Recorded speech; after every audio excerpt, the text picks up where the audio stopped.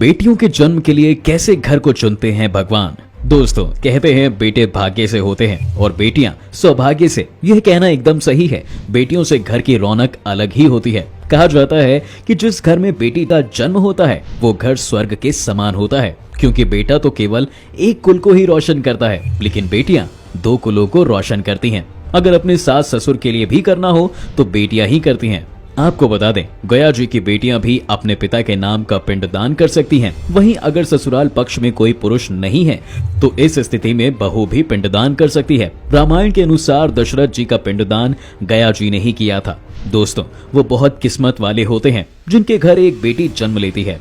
वहीं वो प्रबल किस्मत के होते हैं जिनके घर एक से ज्यादा बेटियां होती हैं। शायद यही कारण है कि बेटियों को लक्ष्मी कहा गया है। वहीं बहुत से लोगों की सोच यही होती है कि बेटी है तो बिना समय गवाए और इस पर पढ़ाई में पैसा लगाए जल्द से जल्द शादी कर दो। लेकिन यह सोच एक बेटी के भविष्य को बर्बाद कर सकती है। जरा सोचिए, एक बच्ची के मन में कितने सपने होते हैं कि उसे कुछ करना है, लेकिन यह सपने सिर्फ सपने ही रह जाते हैं। इसलिए अपनी बेटियों के सपने पूरे करने देने चाहिए। उन्हें जीवन में हर वह खुशी दें जो उन्हें मिलनी चाहिए। एक बेटी से ज्यादा एक बेटी हमेशा अपने माता पिता के लिए सोचती है। इसके साथ ही माता पिता को प्यार और अपनापन बेटी ही दिखा सकती है।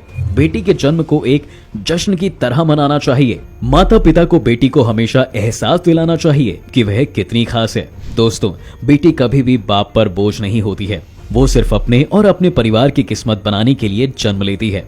एक कथा की माने तो एक बार दो दोस्त लंबे समय के बाद एक दूसरे से मिले। एक दोस्त ने दूसरे से उसके हाल पूछे तो जवाब में उसने कहा कि मेरे हाल तो एकदम बढ़िया हैं, और हो भी क्यों ना, मेरे घर दो बेटे जो हैं। तभी वो अपने दोस्त से पूछता है कि तेरे घर में कितने बच्चे हैं।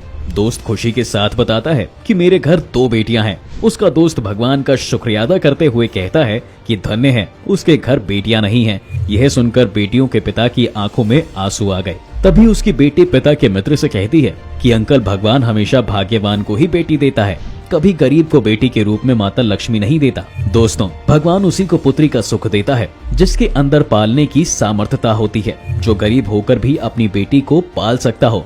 एक बार स्वामी विवेकानंद वैष्णो देवी की सीढ़ियां चढ़ रहे थे।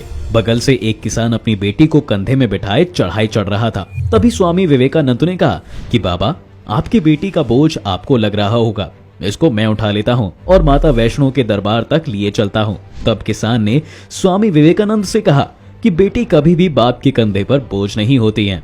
बेटियां अगर बाप के कंधे पर हो तो वो हर बोझ को हल्का कर देती हैं। दोस्तों, बेटियां कभी भी धन की भूखी नहीं होती, वो सिर्फ मान और सम्मान की भूखी होती हैं। अब सोचने वाली बात है कि कौन से कर्म के बाद आप किसी के घर लड़की के रूप में जन्म लेते हैं और उनके घर के लिए लक्ष्मी का रूप साबित होते हैं।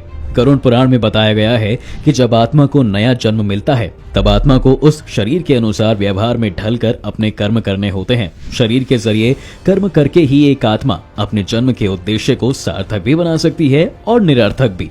अगर कोई पुरुष महिलाओं का आचरण करता है, स्वभाव में महिलाओं वाली आदतें ले आता है और या वही काम करना चाहता है जो एक महिला को करने चाहिए, तो ऐसे पुरुषों की आत्मा अगले जन्म में स्त्री का शरीर धारण करती है। वहीं गरुड़ पुराण में बताया गया है कि यदि कोई व्यक्ति मृत्यु के अंतिम क्षण में भी किसी स्त्री को याद करते हुए प्राण त्यागता है तो वो अगले जन्म में स्त्री के रूप में जन्म लेता है। वहीं अगर वो अंतिम क्षण में परमेश्वर का नाम लेता है तो वो मुक्ति के मार्ग पर अग्रसर हो जाता है। तो दोस्तों, आज की वीडियो में बस इतना ही। अगर आप भी अपने घर में लक्ष्मी रूपी बेटी का जन्म चाहते हैं तो कमेंट में जय माता दी जरूर लिखें।